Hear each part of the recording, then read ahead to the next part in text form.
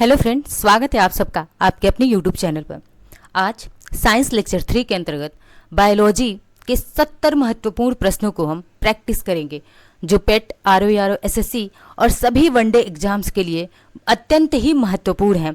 यहाँ से प्रीवियस परीक्षाओं में प्रश्न तो बने ही हैं, आगामी जितनी भी परीक्षाएं हैं उसमें प्रश्न बनने की पूरी संभावना है। सभी प्रश्न क्या हैं? मोस्ट इंपॉर्टेंट हैं। तो आइए बिना देर किए शुरू करते हैं आज की अपनी क्लास को। देखते हैं पहला प्रश्न। पहला प्रश्न क्या है? जीव विज्ञान के जनक कौन हैं? जीव विज्ञान के जनक कौन हैं? अरस्तु हैं। क्या है? अरस्तु जो हैं जीव विज्ञान के जनक माने जाते हैं। यह क्या थे? दार्शनिक थे। वनस्पति विज्ञान के जनक कौन हैं? यानी कि बॉटनी, वनस्पति विज्ञान के जनक कौन है? थियोफ्रेटस। थियोफ्रेटस जो हैं ये क्या हैं? वनस्पति विज्ञान के जनक माने जाते हैं। बायोलॉजी शब्द का प्रयोग सर्वप्रथम किसने किया? सर्वप्रथम बायोलॉजी शब्द का प्रयोग किसने किया? लैमार्क और ट्रेवीरेनस ने। किसने? लैमार्क और ट्रेवीरेनस ने जो है बायोलॉजी शब्द का सर्वप्रथम प्रयोग किया था इन्होंने। प्रश्न संख्या 4, शरीर में खून की कमी होने को हम क्या कहते हैं? यानी कि जब शरीर में जो है, मानव शरीर में खून की कमी हो जाती है तो उसे क्या कहा जाता है? उसे एनीमिया कहते हैं। कौन सा रोग कहते हैं? उसे एनीमिया रोग कहते हैं। एनीमिया में क्या होता है कि जो मानव शरीर होता है उसमें खून की कमी होने लगती है तो इंसान क्या होता है? इंसान के सूखता जाता है, उसमें जो क्या होती है उसकी कार्य क्षमता घट जाती है, ऊर्जा नहीं बचती है। जब खून ही नहीं रहेगा तो क्या ही ऊर्जा बनेगी शरीर में? तो उसे हम क्या कहते हैं? एनीमिया कहते हैं। और इस एनीमिया को दूर करने के लिए क्या करना चाहिए? तो क्या खाना चाहिए? गुड़ खाना चाहिए। गुड़, चना, भीगा हुआ चना खाना चाहिए। पालक, हरी पत्तेदार सब्जियां, जो कि पालक हो गया और भी हरी पत्तेदार सब्जियां हैं जितनी भी, वे सभी खानी चाहिए। इससे क्या होता है? एनीमिया दूर होता है।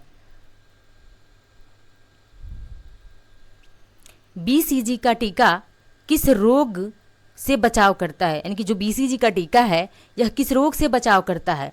तो पहले चीज कि प्रश्न में ही एक और प्रश्न बन गया है, क्या कि बीसीजी क्या है फुल फॉर्म इसका? यानी कि what is full form of BCG? Full form क्या है इसका बीसीजी का? तो बैसिलस कॉलमेट ग्यूरिन। क्या है?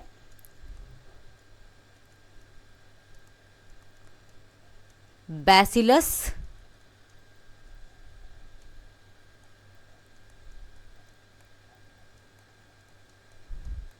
कॉलमेट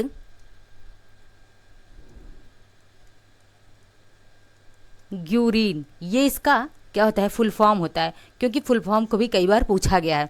तो बैसिलस कॉलमेट ग्यूरिन, और इसका टीका किस रोग से बचाव करता है? तो क्षय रोग। यानी कि क्षय रोग का मतलब क्या होता है? टीबी, जिसे हम क्या कहते हैं? टीबी यानी कि ट्यूबरकुलोसिस कहते हैं। क्या कहते हैं? ट्यूबरकुलोसिस। और ये बैक्टीरिया यानी कि जीवाणु जनित बीमारी है।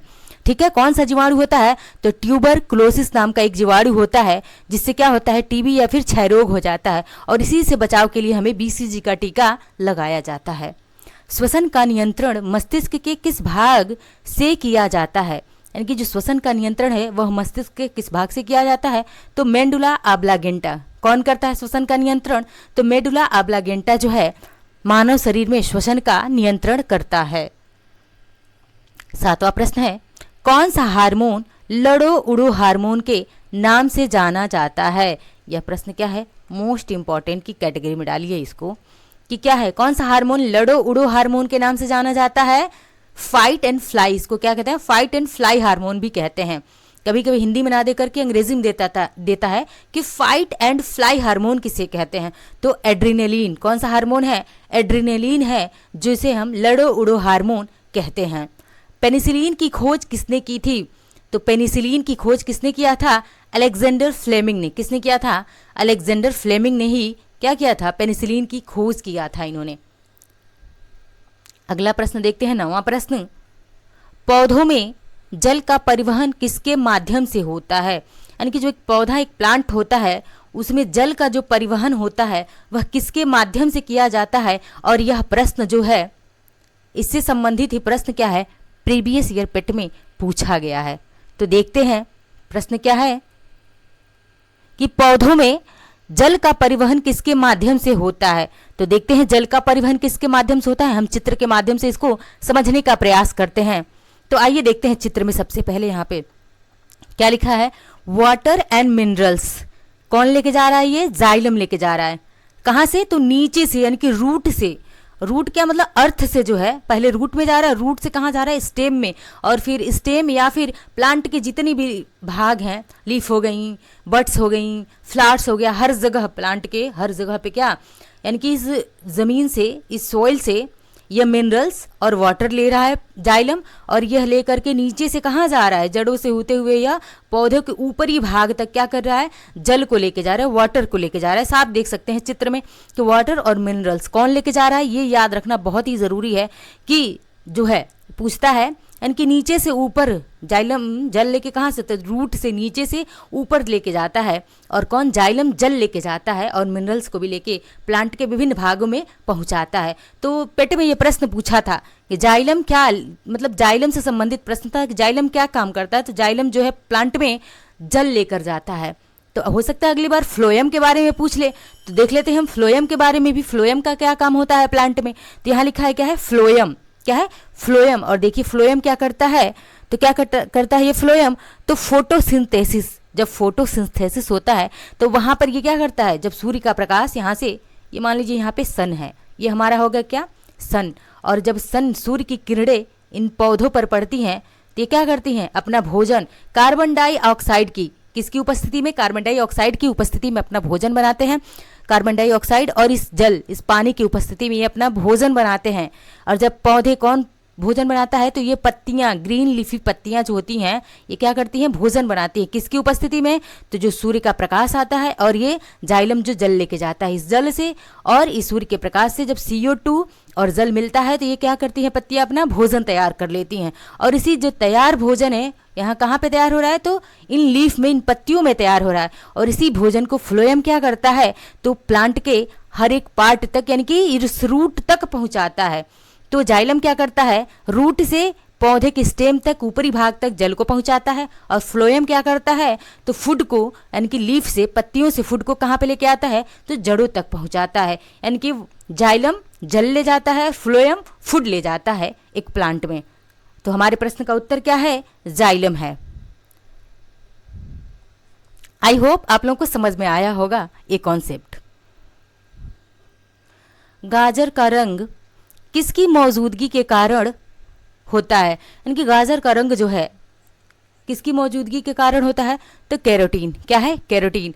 और गाजर में विटामिन कौन सा होता है? तो विटामिन ये पाया जाता है जो रतौंधी रोग के खत्म करता है। रतौंधी रोग जिसको हो जाती है, यानी कि जिसे नाइट ब्लाइंडनेस कहते हैं।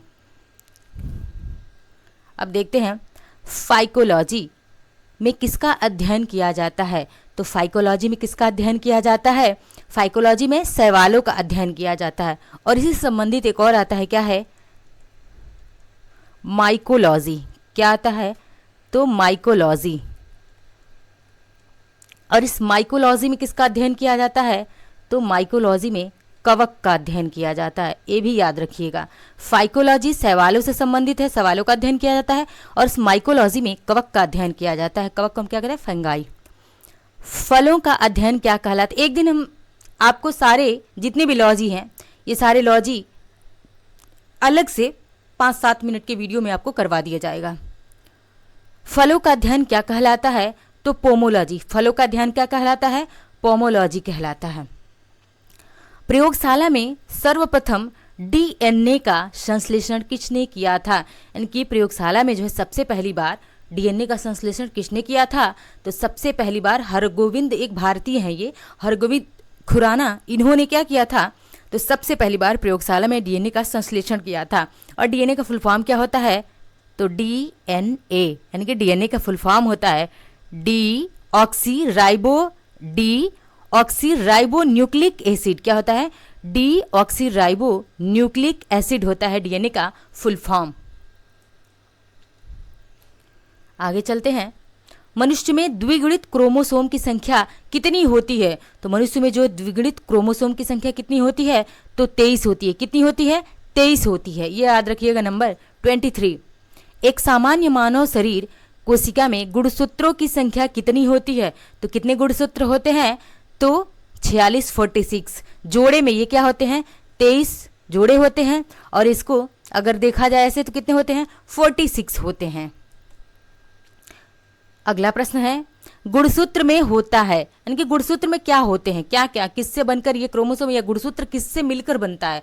तो डीएनए, यानी कि DNA D oxy ribo nucleic acid किससे बनता है? D oxy ribo nucleic acid से मिलकर के, और प्रोटीन, इन दोनों से मिलकर के क्या बनता है? तो गुणसूत्र का निर्माण होता है। अशुद्ध रक्त किस में बहता है? तो इसको हम, इस प्रश्न को हम चित्र के माध्यम से समझने का प्रयास करेंगे कि अशुद्ध रक्त किस में बहता है। तो क्या है? सिराओं में बहता है। उत्तर क्या है? सिराओं में। लेकिन इसको चित्र के माध्यम से थोड़ा हम समझने का प्रयास करते हैं कि अशुद्ध रक्त का मतलब क्या होता है? Deoxygenated blood. कैसा? डीऑक्सीनेटेड ब्लड, जो इसको हम अशुद्ध रक्त को अंग्रेजी में डीऑक्सीनेटेड ब्लड बोल सकते हैं।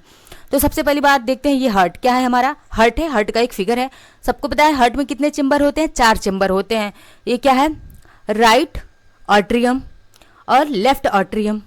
फिर नीचे क्या होता है? तो ये क्या है? राइट वेंट्रिकल है और लेफ्ट वेंट्रिकल है।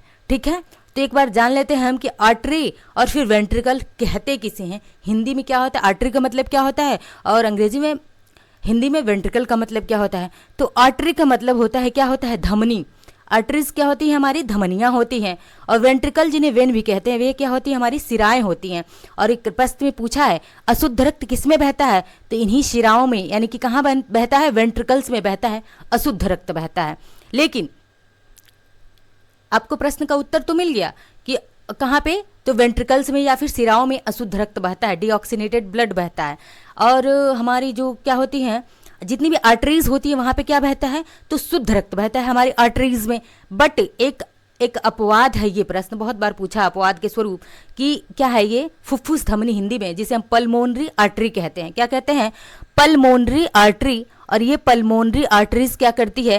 तो इसमें डीऑक्सीनेटेड ब्लड, कैसा ब्लड रहता है? इसमें डीऑक्सीनेटेड ब्लड बहता है इस पल्मोनरी आर्टरी में। सामान्यतः आर्टरीज क्या करती हैं?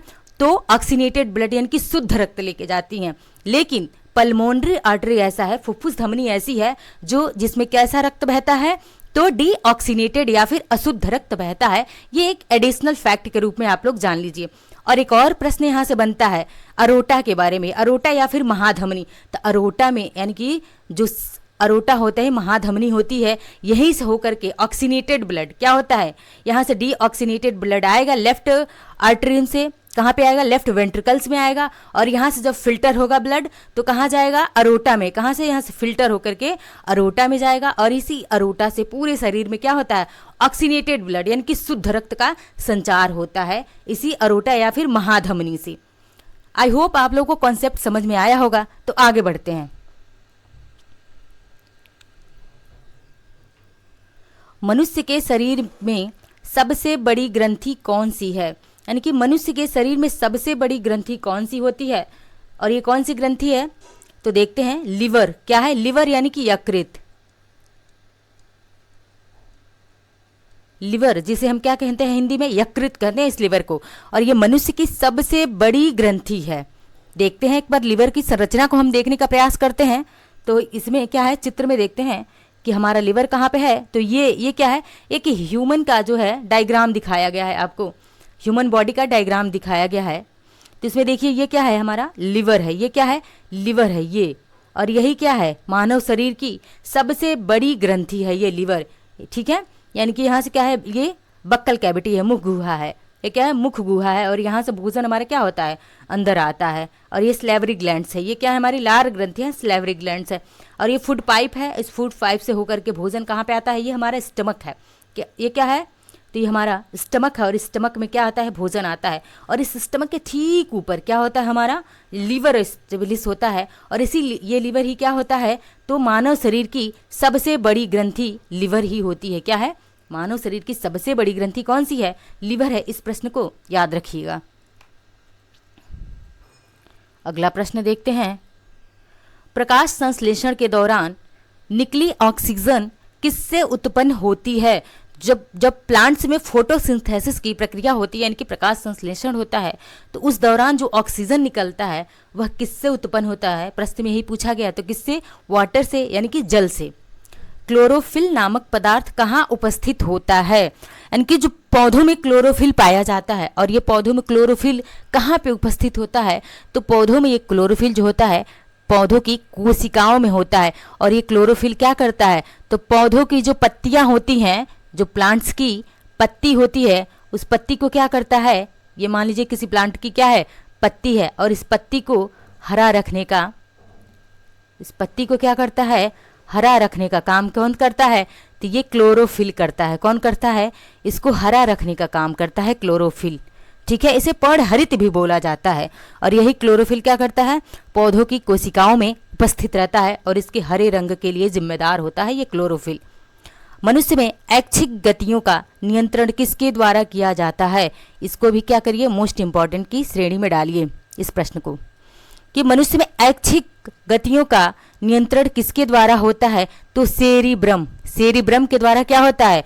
तो सेरिब्रम के द्वारा मनुष्य की जितनी भी ऐच्छिक गतिविधियां होती हैं वो सेरिब्रम के द्वारा होती हैं। सेरिब्रम ही क्या करता है? सारे जितने भी सोचने समझने गुणागणित जो भी होता है वो कहाँ पे होता है? तो ये सारी चीजें सेरिब्रम में ही होती हैं। क्या होती हैं? सेरिब्रम में ही होती हैं। और एक और कॉन्सेप्ट है सेरिबेलम का। तो सेरिबेलम क्या करता है? तो सेरिबेलम जो है मानव शरीर को सीधा खड़ा रखने में, जो ह्यूमन सीधा खड़ा रहता है उसमें कौन सा योगदान देता है? सेरिबेलम। लेकिन जितनी ऐच्छिक गतिविधियां हैं वो क्या होती हैं? तो जैसे सोचना हमारी क्या है? सोचना हमारी ऐच्छिक गतिविधि है। सोचना समझना गुणागणित करना ये सभी कहाँ पे होती हैं? तो सेरिब्रम में होती हैं। अगला प्रश्न देखते हैं। पौधों में प्रकाश संश्लेषण की क्रिया कब होती है? यानी कि कब होती है पौधों में? पौधों में जो फोटोसिंथेसिस होता है वो कब होता है? तो सूर्य के प्रकाश में। यानी कि कब? यानी कि दिन के समय। जब सूर्य का प्रकाश कब होता है? दिन में होता है। तो यानी कि दिन में ही क्या होता है? फोटोसिंथेसिस होता है। ठीक है, सूर्य के प्रकाश में होता है। पौधे अपना भोजन कैसे प्राप्त करते हैं?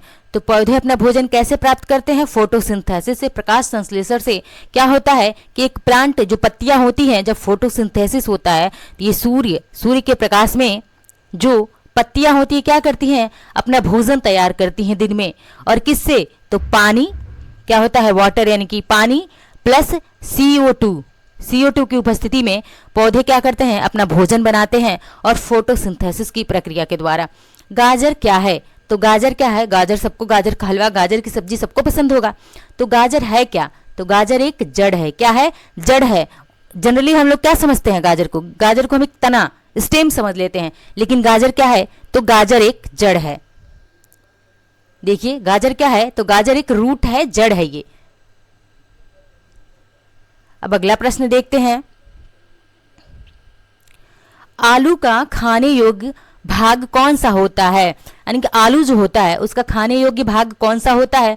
तो आलू का खाने योग्य भाग क्या होता है? तना होता है, स्टेम होता है, जड़ मत समझिएगा। गाजर की जड़ें खाई जाती हैं, लेकिन आलू का खाने योग्य भाग कौन सा होता है? तना होता है। उसी तरह से देखिए प्याज में खाद्य भाग कौन सा होता है? यानी कि प्याज में खाने योग्य भाग कौन सा है? तो प्याज में भी क्या हम खाते हैं? तना ही खाते हैं प्याज का भी।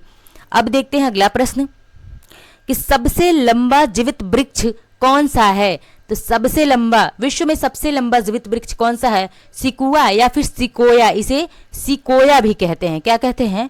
सिकोया वृक्ष भी कहते हैं। और ये पाया कहाँ जाता है? तो यह अमेरिका के, यानी कि नॉर्थ अमेरिका, कहाँ पे? नॉर्थ अमेरिका के कैलिफोर्निया में। कहाँ पे पाया जाता है?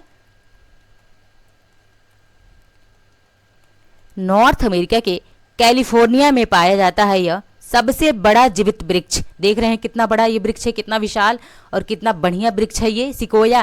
तो इसे हम क्या कहते हैं? सिकुआ कहीं या फिर सिकोया दिया रहता है। यही जो है विश्व का सबसे लंबा जीवित वृक्ष है। पाया कहाँ जाता है? तो नॉर्थ अमेरिका के कैलिफोर्निया शहर में पाया जाता है मुख्यतः। तारपीन का तेल कहाँ से प्राप्त किया जाता है? जो तारपीन का तेल है वह कहाँ से प्राप्त किया जाता है? तो चीड़ से। कहाँ से प्राप्त किया जाता है तारपीन का तेल? तो चीड़ का एक पेड़ होता है, चीड़ का पेड़ होता है, इसी चीड़ के पेड़ से तारपीन का तेल क्या किया जाता है? प्राप्त किया जाता है। बांस को किसमें वर्गीकृत किया गया है? बैम्बू सबने देखा होगा बांस, लेकिन बांस जो कितने लंबे लंबे होते हैं, लेकिन बांस क्या है, यह एक घास की प्रजाति है। क्या है, घास की प्रजाति है बांस। जैव ईंधन किसके बीज से प्राप्त होता है, यानी कि जैव ईंधन जिसे हम कहते हैं ये किसके बीज से प्राप्त होता है, जट्रोफा। क्या है, जट्रोफा इसके लिए बहुत फेमस है, जैव ईंधन के लिए। पादप रोगों का उत्तरदायी कारक कौन सा है, यानी कि जो पादप रोग होते हैं, प्लांट्स में रोग होते हैं, उसके लिए उत्तरदायी कारक पूछ रहा है कौन सा है, तो कौन सा उत्तरदायी कारक है, तो फंगाई, फफूदी जिसे हम फंगाई कहते हैं, यही क्या है, पादप रोगों के लिए उत्तरदायी कारक है। अगला प्रश्न देखते हैं, हरित बाली रोग किस फसल से संबंधित है। जो हरित बाली रोग होता है यह किस फसल से संबंधित है, तो यह बाजरे से संबंधित है। हरित बाली रोग होता क्या है इस हरित बाली रोग में, तो आप लोग देखिए ये क्या है, एक बाजरे की फसल की इमेज दिखाई दे रही होगी आप लोगों को। ये क्या है, बाजरे की एक फसल है, देखिए फसल लगी हुई है, इसमें क्या है, इसमें हरित बाली रोग नहीं लगा है, लेकिन इस फसल में देखिए हरित बाली रोग लगा हुआ है। कि क्या है, ये सीड्स हैं बाजरे की, क्या है, फसल तैयार है पक के, और ये उसके सीड्स हैं, ठीक है, लेकिन उसी सीड्स में देखिए ये क्या है, हरी हरी पत्तियां दिखाई दे रही हैं। और जब बाजरे की इसी फसल में सीड्स खराब होके क्या होने लगते हैं, हरी हरी पत्तियों में बदल जाते हैं, उसे ही क्या कहते हैं, हरित बाली रोग कहते हैं। और ये कहाँ पे लगता है, बाजरे में लगता है, और ये बाजरे की इमेज है। अच्छा, 2023 को किस रूप में मनाया गया है, तो 2023 को बाजरा या फिर मिलेट्स ईयर के रूप में हम लोगों ने सेलिब्रेट किया है, और ये करंट अफेयर का एक प्रश्न है। अगला प्रश्न देखते हैं, टिक्का रोग किस फसल से संबंधित है, यानी कि टिक्का रोग किस फसल से संबंधित है, तो ये टिक्का रोग मूंगफली से संबंधित है। किससे है, मूंगफली से। और मूंगफली में टॉप पे कौन सा राज्य हमारा रहता है, इस बार भी कौन सा टॉप पे है, तो मूंगफली में अगर टॉप की बात करें तो कौन सा राज्य है, तो गुजरात है। कौन सा राज्य है, मूंगफली में गुजरात है टॉप पे। धान का प्रसिद्ध रोग खैरा रोग किसके कारण होता है, यानी कि पहली चीज है खैरा रोग किससे संबंधित है, किस फसल से, तो धान की फसल से। और धान की फसल कैसी फसल है, तो धान की फसल एक खरीफ फसल है। कैसी फसल है, तो खरीफ फसल है। मूंगफली भी कैसी फसल है, खरीफ फसल है। लेकिन खैरा रोग किससे संबंधित है, धान की फसल से। और किसके कारण होता है, किस कारण से होता है, तो अगर धान में जब जस्ते की कमी हो जाती है तो खैरा रोग होता है। और जिसके फसल में भी खैरा रोग होता है वो लोग क्या करते हैं, उस धान के खेत में जस्ते की क्या करते हैं, छिड़काव करते हैं। नींबू का कैंकर रोग किससे होता है, यानी कि नींबू का कैंकर रोग किससे होता है, तो जीवाणु जनित है। नींबू में प्रश्न में भी एक और प्रश्न है कि कैंकर रोग, प्रश्न ये पूछा गया है कैंकर रोग किससे संबंधित है, तो ये कैंकर रोग नींबू से संबंधित है। और किस कारण से होता है, जीवाणु से होता है। आलू में ब्लैक हार्ट, यानी कि ये भी क्या है, ब्लैक हार्ट क्या है, एक रोग है जो कहाँ पे होता है, आलू में होता है। आलू में ब्लैक हार्ट रोग का कारक कौन सा है, किस कारण से जो है आलू में ब्लैक हार्ट रोग होता है, तो ऑक्सीजन की कमी से। किसकी कमी से, ऑक्सीजन की कमी से आलू में ब्लैक हार्ट रोग होता है। करनाल बंट नामक बीमारी किससे संबंधित है, तो करनाल बंट नामक बीमारी जो है गेहूं से संबंधित। किससे, गेहूं से। इसमें क्या होता है, तो जो गेहूं की बालियां होती हैं उसमें गेहूं की जो बाली होती है ना, वो क्या होती है, ऊपर से सूखने लगती है, उसमें दाने ही नहीं पड़ते हैं, सूख जाती है। वही क्या होता है, करनाल बंट रोग होता है जो गेहूं में होता है। वंशागति के अध्ययन से संबंधित जीव विज्ञान की शाखा को क्या कहते हैं, तो उसे हम क्या कहते हैं, अनुवांशिकी कहते हैं। क्या कहते हैं, अनुवांशिकी कहते हैं। अब अगला प्रश्न देखते हैं, अनुवांशिकी के जनक कौन है, तो अनुवांशिकी के जनक ग्रेगर जॉन मेंडल। कौन है, मेंडल है। और इन्होंने मटर पे किस पे, तो मटर के दाने पर अपना प्रयोग किया हुआ था। जीन शब्द का सर्वप्रथम प्रयोग किसने किया है, तो जीन शब्द का सर्वप्रथम प्रयोग किसने किया था, जोहानसन। किसने किया था, जोहानसन ने जीन शब्द का सर्वप्रथम प्रयोग किया था। अगला प्रश्न है, किसके द्वारा अनुवांशिकता के विज्ञान को अनुवांशिकी कहा गया, यानी कि अनुवांशिकता का जो विज्ञान है उसको अनुवांशिकी किसके द्वारा कहा गया, तो बेटसन महोदय ने कहा था। अनुवांशिकी उत्परिवर्तन किसमें होता है, तो अनुवांशिकी का उत्परिवर्तन किसमें होता है, क्रोमोसोम्स में होता है। मनुष्य के शरीर में कुल कितनी हड्डियां होती हैं, एक स्वस्थ मनुष्य के शरीर में कितनी हड्डियां होती हैं, तो 206 हड्डियां होती हैं। कितनी, 206 हड्डियां होती हैं। मानव शरीर की सबसे छोटी हड्डी कौन सी होती है, तो मानव शरीर की सबसे छोटी हड्डी कौन सी है, तो स्टेपीज है। कौन सी स्टेपी, और ये कहाँ पाई जाती है? तो कान में पाई जाती है। कहाँ पे? कान में पाई जाती है। और यह मानव शरीर की सबसे छोटी हड्डी होती है। मानव शरीर की सबसे लंबी हड्डी कौन सी है? तो सबसे लंबी हड्डी की बात करें फीमर, और ये कहाँ पे पाई जाती है? तो जांघ में पाई जाती है, और ये मानव शरीर की सबसे लंबी हड्डी होती है। मानव शरीर के किस अंग की हड्डी सबसे लंबी होती है? तो जांघ। कौन सी है? फीमर है। लार में कौन सा एंजाइम पाया जाता है? तो लार में एक टाइलिन नाम का, ये जो है टाइलिन क्या है? एक एंजाइम है, यानी कि लार में टाइलिन नाम का एक एंजाइम पाया जाता है जो क्या करता है, जो कहाँ पे पाचन में क्या होता है? सहायक होता है ये एंजाइम। मोस्टली एंजाइम्स क्या होते हैं? तो पाचन में सहायक होते हैं। पेट में भोजन को पचाने के लिए किसकी खास आवश्यकता होती है? मैंने ऊपर बताया कि एंजाइम्स क्या होते हैं? ये पाचन में, फूड के जो पाचन में सहायता करते हैं एंजाइम्स। तो वही जब पेट में भोजन पहुंचता है तो उसमें कौन होता है जो खास किसकी आवश्यकता होती है? एंजाइम्स की आवश्यकता होती है। लार किसके पाचन में सहायक होता है? तो लार जो है स्टार्च के पाचन में सहायक होता है। सोते समय रक्तदाब में क्या परिवर्तन होता है? जब एक मनुष्य सोता है तो उस समय जो है उसका ब्लड प्रेशर क्या होता है? रक्तदाब कैसा होता है? घट जाता है। क्या होता है? घट जाता है। ये बहुत बार पूछा गया है। दौड़ते समय क्या होता है? तो दौड़ते समय रक्तचाप क्या हो जाता है? रक्तदाब बढ़ जाता है। लेकिन सोते समय रक्तदाब क्या होता है? घटता है। रुधिर दबाव मापक यंत्र, इनकी जो है हम रक्तदाब को किससे मापते हैं? तो रक्तदाब को हम स्फिग्नोमैनोमीटर से मापते हैं। किससे मापते हैं? स्फिग्नोमैनोमीटर से मापते हैं। स्वस्थ मनुष्य में प्रति मिनट हृदय स्पंदन कितनी बार होता है? यानी कि एक स्वस्थ मनुष्य है उसमें हृदय स्पंदन कितनी बार होता है? तो एक स्वस्थ मनुष्य का हृदय 72 बार धड़कता है। अगला प्रश्न देखते हैं।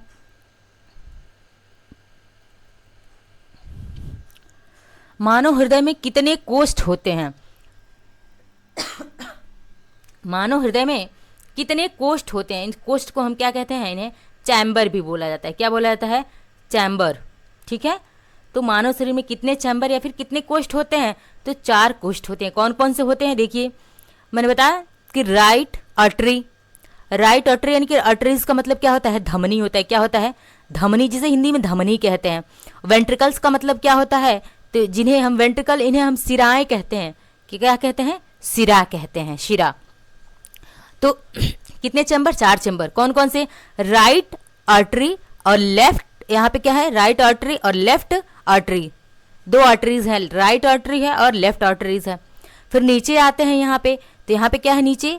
राइट वेंट्रिकल्स यानी कि दाहिना सिरा, और लेफ्ट वेंट्रिकल्स यानी कि बायां सिरा। यही 4 जो चैम्बर होते हैं मानव शरीर में। बाकी चीज़ों के बारे में मैंने पल्मोनरी आर्टरीज या फिर इन सब के बारे में, अरोटा, इन सब के बारे में मैंने ऊपर आपको बताया है। दौड़ लगाते समय मनुष्य का रक्तचाप में क्या परिवर्तन होता है? तो दौड़ लगाते समय एक मनुष्य जब दौड़ेगा तो उसका रक्तचाप क्या होगा? बढ़ जाएगा। मानव शरीर में रुधिर बैंक का कार्य कौन सा करता है? यानी कि मानव शरीर में जो है ब्लड बैंक, रुधिर बैंक या ब्लड बैंक का काम कौन करता है? प्लीहा। इसे हम क्या कहते हैं? स्प्लीन भी कहते हैं। क्या कहते हैं? स्प्लीन या फिर प्लीहा क्या होता है? तो ब्लड बैंक या फिर रुधिर बैंक का काम करता है। रक्त में लाल रंग किसके कारण होता है? यानी कि जो है रक्त हमारा लाल किसके कारण होता है? हीमोग्लोबिन के कारण। किसके कारण? हीमोग्लोबिन, यानी कि इसे HB से डिनोट किया जाता है। हीमोग्लोबिन के कारण क्या होता है? लाल रंग होता है। हीमोग्लोबिन किसका महत्वपूर्ण घटक है? तो यह HB यानी कि हीमोग्लोबिन किसका घटक है? RBC का। किसका? RBC का। यानी कि R का मतलब होता है रेड ब्लड सेल्स, यानी क्या है? RBC का फुल फॉर्म होता है रेड ब्लड सेल्स। इसे इरेथ्रोसाइट भी कहते हैं। अगला प्रश्न देखते हैं। मानव शरीर का रक्त बैंक किसे कहा जाता है? तो अभी ऊपर देखें हमने, ब्लड बैंक किसे कहते हैं? स्प्लीन यानी कि प्लीहा को। लाल रक्त कणिकाएं किस नाम से जानी जाती है? लाल रक्त कणिकाएं मतलब इसे हम RBC कहते हैं। क्या कहते हैं? RBC। और इसको किस नाम से जानते हैं? इरिथ्रोसाइट के नाम से जानते हैं। ये सारे प्रश्न पूछे गए हैं कि इरिथ्रोसाइट, ये भी प्रश्न पूछा गया। RBC को अन्य किस नाम से जाना जाता है? तो इरिथ्रोसाइट के नाम से जाना जाता है। मनुष्य की लाल रक्त कणिकाओं का जीवन काल कितने दिन का होता है? यानी कि कितने दिन हमारा RBC जो है कितने दिन तक जीवित रहता है? तो 120 दिन। लेकिन WBC 2 से 3 दिन तक ही जीवित रहता है WBC। अगला प्रश्न देखते हैं कि मानव शरीर में लाल रक्त कण का निर्माण कहाँ होता है, यानी कि आरबीसी जो है बनता कहाँ पे है। ह्यूमन बॉडी में आरबीसी बनता कहाँ पे है, तो अस्थि मज्जा, हिंदी में क्या कहते हैं अस्थि मज्जा, लेकिन अंग्रेजी में इसे हम क्या कहते हैं बोन मैरो कहते हैं। क्या कहते हैं बोन मैरो। और इसी बोन मैरो में क्या होता है आरबीसी का निर्माण होता है। देखिए यहाँ पे ये क्या है, एक हड्डी है और ये है क्या रेड कलर में हमारा बोन मैरो दिखाई दे रहा है हड्डी के अंदर, और यहीं पे क्या होता है आरबीसी बनते हैं। जैसे देखिए लिखा है कि फॉर्मिंग ब्लड सेल्स। अब ब्लड सेल्स में 2 टाइप्स के ब्लड सेल्स हैं। जैसे ये रेड जो दिखाई दे रहा है क्या है, तो ये हमारा आरबीसी है। जो लाल कलर में दिखाई दे रहा है ये क्या है आरबीसी है, यानी कि रेड ब्लड सेल है। लेकिन ये जो व्हाइट कलर में दिखाई दे रहा है ये क्या है डब्ल्यूबीसी, यानी कि व्हाइट ब्लड सेल है। क्या है व्हाइट ब्लड सेल है। आगे बढ़ते हैं। सफेद रक्त कण का मुख्य कार्य क्या होता है, यानी कि डब्ल्यूबीसी का, किसका डब्ल्यूबीसी का मुख्य कार्य क्या होता है, तो रोग प्रतिरोधक क्षमता धारण करना। क्या करते हैं डब्ल्यूबीसी, तो जो हमारी रोग प्रतिरोधक क्षमता है उसको क्या करती हैं बढ़ाती हैं।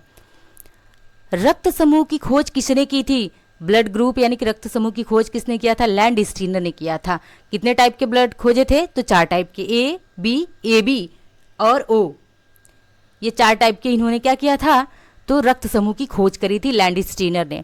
मानव मस्तिष्क में बुद्धि का केंद्र क्या होता है, यानी कि बुद्धि हम लोग कहाँ से सोचते हैं, कुछ किसी भी विचार को थॉट्स को जोड़ते घटाते गुणा भाग कहाँ करते हैं, तो इसी सेरेब्रम में। कहाँ करते हैं सेरेब्रम में। मनुष्य के मस्तिष्क का सबसे बड़ा भाग कौन सा होता है, तो मनुष्य के मस्तिष्क का सबसे बड़ा भाग प्रमस्तिष्क होता है। कौन सा होता है प्रमस्तिष्क होता है। मानव शरीर की सबसे बड़ी कोशिका कौन सी होती है, सबसे बड़ी सेल कोशिका कौन सी है, यानी कि मानव शरीर का सबसे बड़ी कोशिका यानी कि ह्यूमन सेल कौन सा है सबसे बड़ा, तो ये तंत्रिका कोशिका है। कौन सी है, तंत्रिका कोशिका जो है सबसे बड़ी कोशिका है मानव शरीर की। मूत्र का पीला रंग किसकी मौजूदगी के कारण होता है, तो मूत्र पीला क्यों दिखाई देता है, तो यूरोक्रोम। यूरोक्रोम है, एक यूरोफ्रॉम भी है, तो यूरोफ्रॉम नहीं बल्कि यूरोक्रोम के कारण। अगला प्रश्न देखते हैं। मानव शरीर की किस ग्रंथि को मास्टर ग्रंथि कहा जाता है, तो पीयूष ग्रंथि को। किसे कहते हैं मास्टर ग्रंथि, पीयूष ग्रंथि को।